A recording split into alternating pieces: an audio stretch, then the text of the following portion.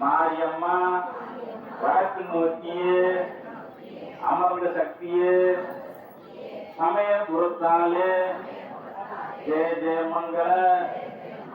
காளி பயங்கிரி ஸ்ரீ வாராகி அம்பிகே திருசூலி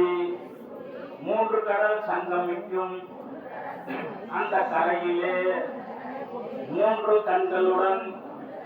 அருள் புரிந்திடும் குமரையம்மா ஜெய ஜெயமங்கள காளி பயங்கிரி ஸ்ரீ வாராகி அம்பிகே திருசூலி